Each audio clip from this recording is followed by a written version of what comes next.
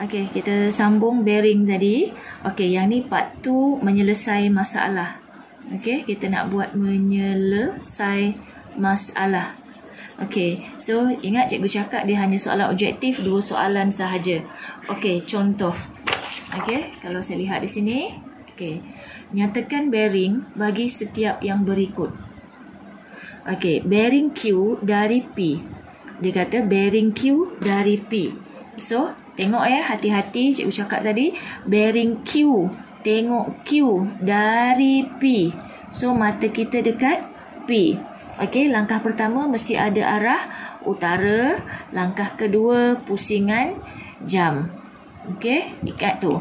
Baik, arah utara dah ada. Bearing Q dari P, tengok Q dari P. Arah utara dah ada. Ini bearingnya yang awak nak cari. Baik, cara nak selesai. Semua orang tahu satu bulatan berapa darjah? 360 darjah. So, 360 darjah tolak dengan 110.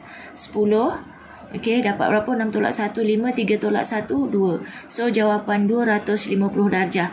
Dia memang 3 digit. So, settle lah yang ketiga. 3 digit. Okey. Jelas Okey, yang kedua. Bearing P dari Q. Tengok P dari Q. Dari Q. Mata kita dekat Q. Tengok siapa? Tengok P. Mana utara? Ni utara. Ingat, dia mesti selari. Kalau dekat sini utaranya ke sini, dia pun ambil pembaris lah nanti kalau kat buku latihan tu. Okey, ini utara. Okey, tengok siapa?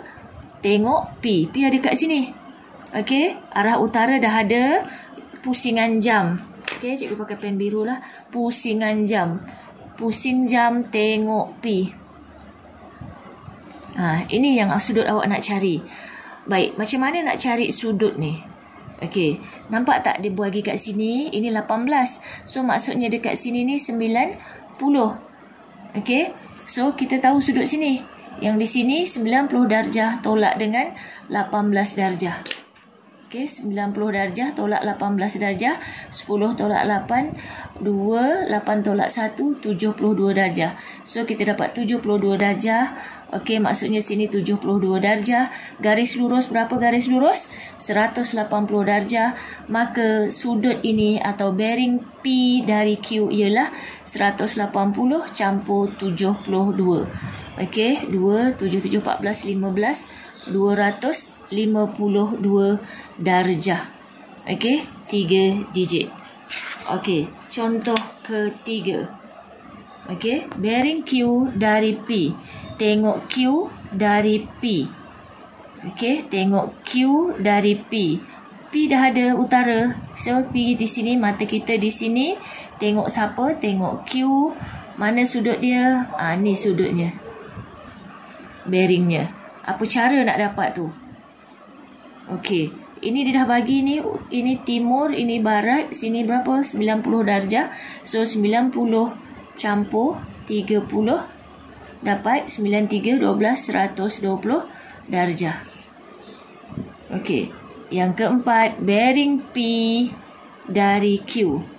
Okey, bearing P dari Q. Okey, dari Q mata kita di sini. Utara. Di sini.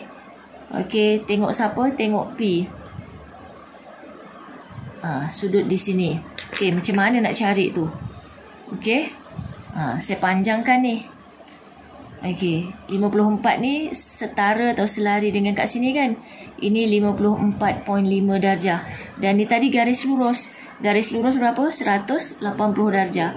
So, sudut di sana 180 darjah tolak 54.5. Okey, 10 tolak 5.